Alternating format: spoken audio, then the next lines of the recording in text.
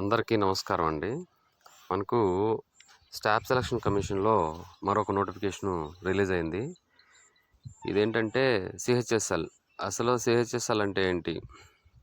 అంటే దీనికి యొక్క క్వాలిఫికేషన్ ఏంటి? ఏం జాబ్స్ ఉంటాయి? ఎప్పుడు అప్లై చేసుకోవాలనేది ఈ వీడియోలో మనం వివరంగా చూద్దాము. ఎస్ఎస్సి అంటే ఏంటంటే స్టాఫ్ సెలక్షన్ కమిటీ. ఇవన్నీ కూడా సెంట్రల్ గవర్నమెంట్ కమిటీస్ అన్నమాట. దీని కింద వచ్చే జాబ్స్ అన్నీ కూడా మనకు సెంట్రల్ లెవెల్ జాబ్స్ అనేటివి ఉంటాయి. సో ఇక్కడ సిహెచ్ఎస్ఎల్ అంటే combined higher secondary level exam అన్నమాట. సో దీనికి మనకు 23/6/2025లో రిలీజ్ చేశాడు నోటిఫికేషను. సో దీనికి అప్లై చేసుకోవడానికి లాస్ట్ డేట్ వచ్చి 24/6/2025. నియరెస్ట్ అప్రాక్సిమేట్లీ 3131 మీన్స్ 3131 పోస్టులు అయితే ఉన్నాయి. సో దీంట్లో మెయిన్గా మనకు 2 రకాల పోస్టులు అయితే కనబడుతున్నాయండి.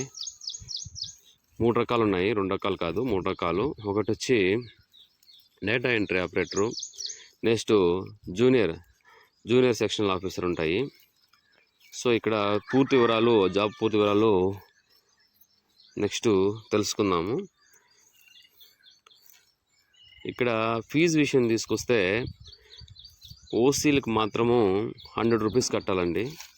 సో ఈ మనీ కట్టడానికి కూడా మనకు UPI payment, net banking, card payment అన్ని వెసులుబాటుస్ ఉంటాయి. ఫీమేల్స్కి కానీ, ఎస్సీకి కానీ, ఎస్టీకి కానీ, ఎక్స్ సర్వీసెస్ మ్యాన్ వీళ్ళందరికీ కూడా ఫీజు అయితే కట్టనవసరం లేదు.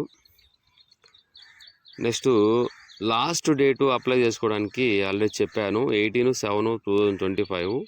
డబ్బులు పే చేసేదానికి లాస్ట్ డేట్ వచ్చి 19/7/2025. సో కరెక్షన్స్ ఏమైనా ఉంటే పెట్టుకోవడానికి 23/7/2025 నుంచి 24 అంటే 2 డేస్ ఇస్తాడు. ఇక్కడ మనకు ఎగ్జామ్ ప్యాటర్న్ తీసుకొచ్చినట్లయితే 2 కేటగిరీలో జరుగుతాయి. ఒకటి టైర్ 1, టైర్ 2. టైర్ 1, టైర్ 2 2 కూడా కంప్యూటర్ బేస్డ్ ఎగ్జామ్సే. సో టైర్ 1 అనేది ఎప్పుడు జరుగుతుందంటే 8/9/2025 నుంచి 18/9/2025 అంటే సెప్టెంబర్లో జరుగుతుంది. అంటే దగ్గర ఇప్పుడు జూలై తీసుకుంటే జూలై, ఆగస్టు అంటే 2 నెలలు కాల వ్యవధి ఉంది మనం చదువుకోవడానికి. తర్వాత ఈ టైర్ 1 క్రాస్ చేసిన వాళ్ళకి టైర్ 2 ఎగ్జామ్ అనేది ఉంటుంది. ఈ టైర్ 2 ఎగ్జామ్ వచ్చి కూడా కంప్యూటర్ బేస్డ్ ఎగ్జామే. అది ఫిబ్రవరి నుంచి మార్చి, అంటే దీనికి కూడా 2 నెలల కాల వ్యవధి ఉంటుంది ఎగ్జామ్ రాసిన తర్వాత. సో టోటల్గా మీరు ఏం చేయాలంటే రెండిటికి కంబైన్డ్గా ప్రిపేర్ అవ్వాలి. సో ఏజ్ లిమిట్కి తీసుకొచ్చినట్లయితే ఇక్కడ మనము 18 సంవత్సరాల నుంచి 27 సంవత్సరాల వరకు ఏజ్ లిమిట్ ఉంటుంది. సో ఇది మామూలుగా జనరల్గా. సో దీనికి ఏజ్ రిలాక్సేషన్స్ కూడా కమింగ్ దాంట్లో మనం చూద్దాము. సో ఎస్సీ ఎస్టీస్కి, ఓబీసీకి, పీడబ్ల్యూసీకి అన్నిటి కూడా ఏజ్ రిలాక్సేషన్ అనేది ఉంటుంది. సో దీనికి ముఖ్యంగా మనకు క్వాలిఫికేషన్ ఏందని తీసుకొస్తే ఇంటర్మీడియట్ అండి. అంటే మన ఆంధ్రాలో అయితే ఇంటర్మీడియట్ అంటారు, మామూలుగా సెంట్రల్ లెవెల్ అయితే 12th స్టాండర్డ్ అంటారు అనమాట. సో 12th స్టాండర్డ్ అంటే అనేది దానికి క్వాలిఫికేషన్ అనమాట. సో ఇక్కడ 3 కేటగిరీ జాబ్స్ ఉన్నాయని చెప్పాను కదా. ఒకటి వచ్చి డేటా ఎంట్రీ ఆపరేటరు, నెక్స్ట్ వచ్చి లోయర్ డివిజనల్ క్లర్క్, నెక్స్ట్ వచ్చి జూనియర్ సెక్రటరీ అసిస్టెంట్. ఇవన్నీ కూడా మనకు జాబ్స్ కేటగిరీస్. వీటికి పే వచ్చి అన్నీ కూడా లెవెల్ 2 నుంచి లెవెల్ 5 వరకు బేసిక్ పే ఉంటుంది. సో మినిమం శాలరీ ఎల్డీసీ అంటే లోయర్ డివిజనల్ క్లర్క్ అయితే 19,000 నుంచి 16,000 వరకు ఉంటుంది.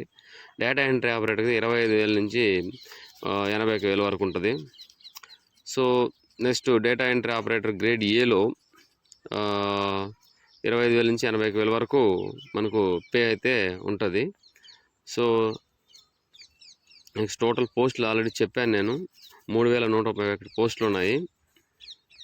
సో ఇక్కడ వరకు తీసుకున్నట్లయితే ఒక బ్రీఫ్ ఇంట్రడక్షన్ అనమాట.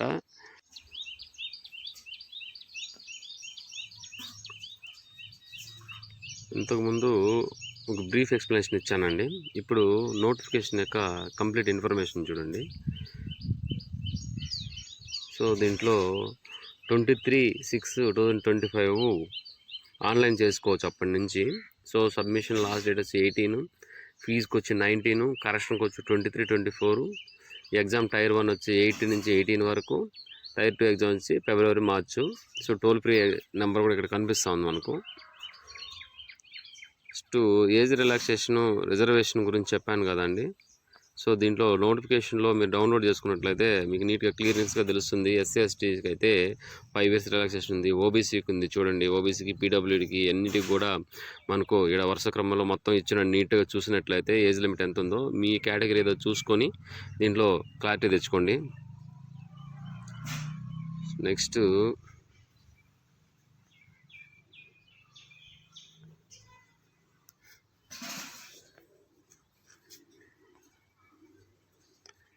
ఎసెన్షియల్ క్వాలిఫికేషన్ గురించి కూడా మీకు ఆల్రెడీ చెప్పాను. ఇంటర్మీడియట్ అని చెప్పి జాబుల గురించి చెప్పాను, ఏ టైప్ ఆఫ్ జాబ్స్ ఉంటాయనేసి. ఈ నోటిఫికేషన్లో అయితే క్లియరెన్స్గా మీకు అన్నీ ఇచ్చేసి ఉంటాడు. ఎలా అప్లై చేసుకోవాలి ఇవన్నీ కూడా ఇక్కడ నీట్గా ఇచ్చిన హౌ టు అప్లై అనేది చూడండి. ఫస్ట్ మనం దీంట్లో అప్లై చేసుకోవాలంటే మనం రిజిస్ట్రేషన్ అవ్వాలండి. రిజిస్ట్రేషన్ అయిన తర్వాత మన డేటా అంతా ఇచ్చేసిన తర్వాత మనకు ఒక ఓటీఆర్ ఐడి అనేది జనరేట్ అవుతుంది. అక్కడి నుంచి మనం అప్లై చేసుకోవచ్చు. ఎస్ఎస్సికి అంతా కూడా ఫస్ట్ రిజిస్ట్రేషన్ చేసుకున్న తర్వాత అప్లై చేసుకోవాలి. ఇవన్నీ కూడా చాలా మంచి జాబ్స్ ట్రై చేసినట్లయితే. సో మనకు ఎగ్జామినేషన్ సెంటర్లు వచ్చి తిరుపుతుంటాయండి. మనది వచ్చి సౌత్ రీజియన్. ఇక్కడ చూడు, మన సౌత్ రీజియన్ ఎక్కడ ఉంది, ఇక్కడ ఉంది చూడండి. South region Andhra Pradesh. మనకు చూడండి ఇక్కడ చీరాల, గుంటూరు, కాకినాడ, కర్నూలు, నెల్లూరు, రాజమండ్రి, తిరుపతి ఇవన్నీ కూడా మన ఏరియాలు. మన ఆంధ్ర నుంచి అయితే మిగతా ఏరియాలు కూడా పైన ఉన్నాయండి. సో స్కీమ్ ఆఫ్ ఎగ్జామినేషన్ గురించి చెప్పాను. టైర్ 1, టైర్ 2 ఉంటుంది. అసలు టైర్ 1లో ఏమేమి సిలబస్ ఉంటుందంటే ఇంగ్లీష్ ఉంటుంది. బేసిక్ నాలెడ్జ్ అంటే ఏంటంటే ఫస్ట్ స్టాండర్డ్ నుంచి ఇంటర్మీడియట్ వరకు చదువుకున్నట్లయితే మీకు బేసిక్ నాలెడ్జ్ అనేది బాగా అర్థమవుతుంది. సో ఇక్కడ మనకు 25 క్వశ్చన్స్ ఉంటాయి 50 మార్క్స్కి. జనరల్ అవేర్నెస్ కూడా 25 మార్క్స్ ఉంటాయి 50 మార్క్స్కి. 25 క్వశ్చన్స్ ఉంటాయి 50 మార్క్స్కి. యాప్టిట్యూడ్ వచ్చి 50 మార్క్స్కి. అదే జనరల్ అవేర్నెస్ ఈ టైర్ 1 అంతా కూడా. ఇది మీరు just very low level. So time duration కూడా 60 minutes. సో అంటే మినిమం 1 hour అనమాట దీనికి టైమింగ్ కూడా. సో అదేవిధంగా టైర్ 2 ఎగ్జామ్ వచ్చి మనకు సెక్షన్ 1, సెక్షన్ 2 అని 2గా డివైడ్ చేస్తున్నాడు. సో సెక్షన్ 1 తీసుకున్నట్లయితే మనకు మ్యాథమెటిక్స్ ఎబిలిటీ అంతా కూడా mathematics, reasoning, English, general awareness ఇవి బాగా ఉన్నట్లయితే ఈజీగా జాబ్ కొట్టొచ్చండి. సో సెక్షన్ 1లో 60 మార్క్స్, సెక్షన్ 2లో 60 మార్క్స్. దాంట్లో మ్యాక్సిమం మార్క్స్ 180, దీంట్లో మ్యాక్సిమం 180 ఉంటాయి. సో దీనికి 1 hour టైం ఉంటుందండి. అదేవిధంగా నెక్స్ట్ సెక్షన్ 3 కూడా ఇచ్చినాడు. సెక్షన్ 3 వచ్చి కంప్యూటర్ నాలెడ్జ్ 50 మార్క్స్కి ఉంటుంది. టోటల్ అవి 45 మార్క్స్ అంట. ఒక్కొక్క క్వశ్చన్ 3 మార్క్స్కి అది. నెక్స్ట్ సెషన్ 1, సెషన్ 2 అంటే మార్నింగ్, ఈవినింగ్ ఉంటుంది, మధ్యాహ్నం కూడా ఉంటుంది. సో సెషన్ 2లో section 4 skill test, type test అనేది ఉంటాయి మళ్ళీ. సో ఇవి అంటే డేటా ఎంట్రీ ఆపరేటర్గా తీసుకున్నారు కదండి. సో దానికొని టెస్ట్ ఉంటుంది. మీకు హయ్యరా లోయరా మీరు చూసుకోండి అవి.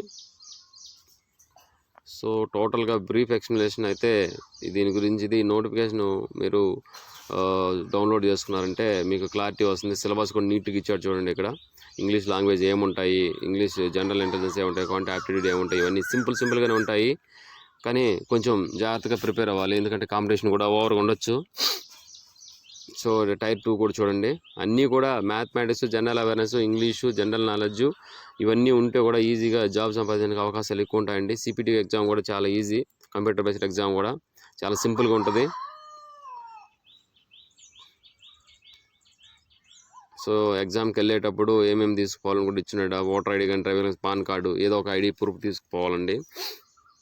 పోస్ట్ ప్రిఫరెన్స్ కూడా మీరు పెట్టుకునే దాన్ని బట్టే ఇస్తారు.